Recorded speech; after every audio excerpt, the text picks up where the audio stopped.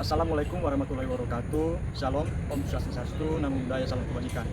Kami dari kelompok 3 ingin menampilkan video proyek kami yang bertema eksploitasi sumber daya alam. Terima kasih. Selamat menyaksikan.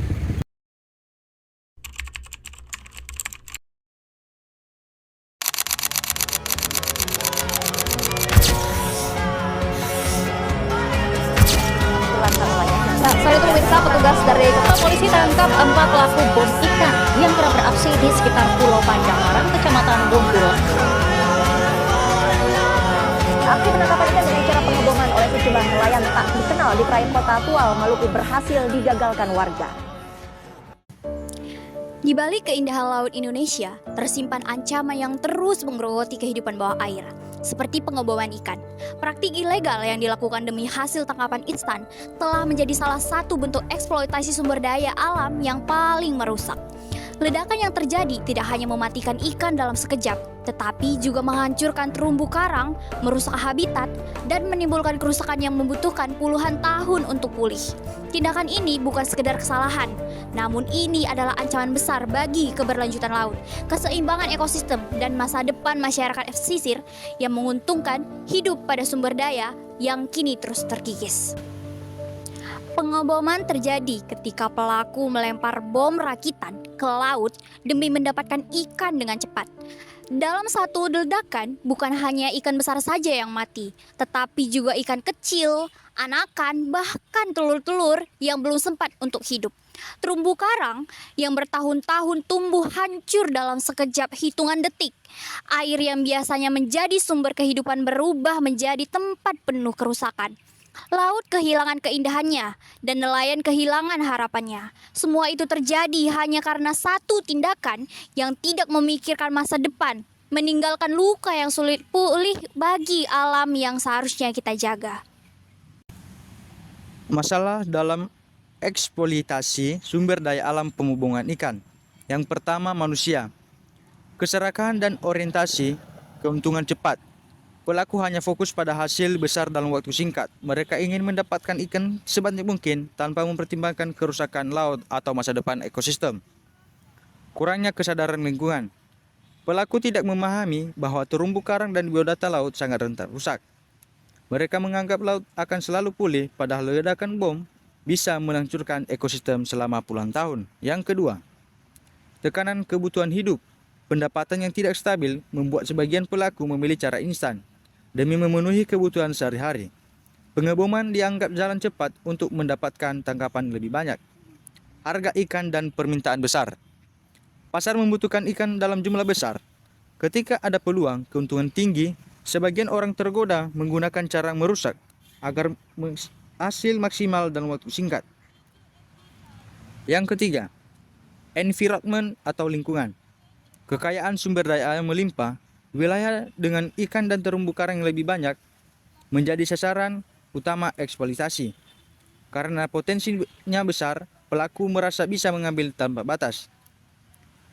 Daerah terpencil sulit diawasi lokasi, jauh dari patroli atau pengawasan membuat pelaku merasa aman melakukan pengeboman. Minimnya kontrol mempermudah praktik ilegal tanpa terdeteksi. Yang keempat, materi atau material. Permintaan pasar tinggi, kebutuhan pasar yang besar terhadap hasil laut membuat eksploitasi dilakukan secara berlebihan untuk memenuhi permintaan tersebut. Peralatan murah dan mudah diperoleh. Bahan untuk membuat bom ikan seperti pupuk dan minyak tanah mudah didapat, sehingga praktik ini sulit dihentikan. Yang kelima, peralatan atau mesin. Penggunaan alat destruktif dan mudah dirakit. Bom ikan mudah dibuat dari bahan sederhana seperti pupuk dan minyak tanah, sehingga metode ini harus digunakan karena dianggap murah dan cepat. Minimnya teknologi ramah lingkungan. Banyak nelayan tidak memiliki alat modern yang mendukung penangkapan ikan tanpa merusak lingkungan, karena alternatifnya sedikit, secara merusak pun lebih sering dipilih. Demikian masalah eksploitasi sumber daya alam pengeboman ikan. Pengeboman ikan adalah tindak pidana serius yang dikategorikan sebagai penghancuran ekosistem laut. Berdasarkan Undang-Undang Nomor 45 Tahun 2009 tentang Perikanan, Pasal 8 Ayat 1 secara mutlak melarang setiap orang menggunakan bahan peledak, bahan kimia, atau cara lain yang dapat merugikan serta membahayakan kelestarian sumber daya ikan dan lingkungannya, termasuk terumbu karang.